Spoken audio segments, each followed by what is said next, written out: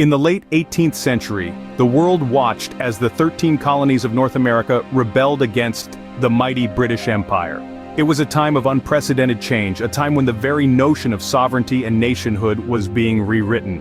The colonies, once proud bearers of the Union Jack, were now in open rebellion, seeking to establish themselves as a separate nation. The Revolutionary War, as it would come to be known, was not just a conflict of arms, but a clash of ideals, of old world versus new. The British Empire, once unchallenged masters of the colonies, were now facing a determined and resolute foe. The colonies, fueled by a desire for self-governance and liberty, were ready to fight for their rights. The stage was set for a conflict that would shape the future of the world. In this tumultuous period, one man would become a central figure for the British, Charles Cornwallis. Born into an established English family, Charles Cornwallis was destined for a life of privilege and power. Charles was the firstborn son of Earl Cornwallis and Lady Charlotte, ensuring his place in the annals of British nobility from his birth in December of 1738.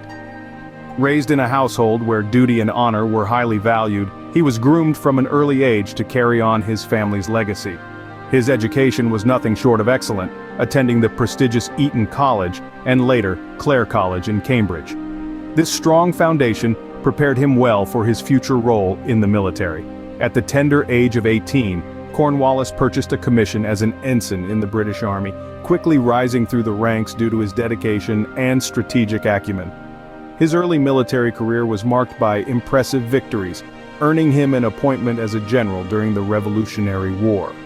Little did he know, he was about to become a significant player in a war that would change history. As the Revolutionary War raged on, Cornwallis found himself at the heart of the conflict. Charles Cornwallis, a British general, was a key player in this tumultuous period of American history. His involvement in the Revolutionary War was marked by significant battles, strategic maneuvers, and interactions with other notable figures of the era. Cornwallis's military strategies were often bold and daring. He was not one to shy away from a fight, often leading his troops head-on into battle. In the Southern Campaign, he scored significant victories, such as the Battle of Camden, where he outflanked the Continental Army, dealing a crushing blow to the American forces. However, not all his battles ended in victory. The Battle of Guilford Courthouse, despite being a technical British victory, was a Pyrrhic one. The British forces suffered heavy casualties, and Cornwallis was forced to withdraw to Wilmington for reinforcements. As the war progressed, Cornwallis found himself increasingly at odds with his superiors and other notable figures.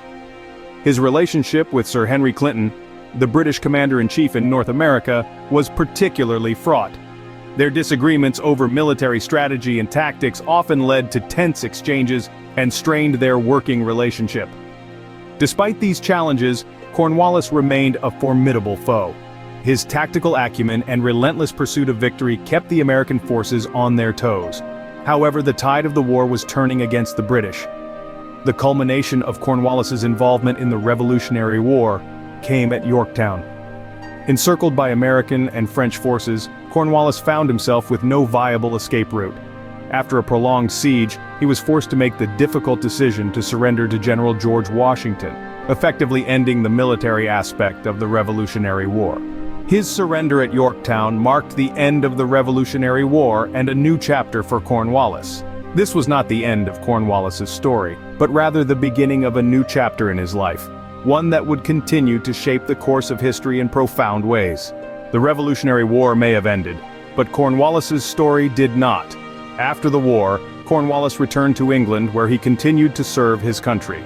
He held numerous posts, including Governor General of India, where he implemented reforms that would shape the future of the British Empire. In Ireland, he helped quell the Irish Rebellion of 1798. Yet, his role in the Revolutionary War is what has left a lasting imprint on history. Often remembered as the British general who surrendered at Yorktown, the end of Cornwallis's military career in America does not diminish his strategic acumen or his dedication to his country. His actions during the war, both his victories and his defeat, have been analyzed and studied by historians and military strategists alike. Despite his defeat, Cornwallis remains a significant figure in history, a symbol of the British Empire's struggle to maintain control over its colonies and the changing tide of global power.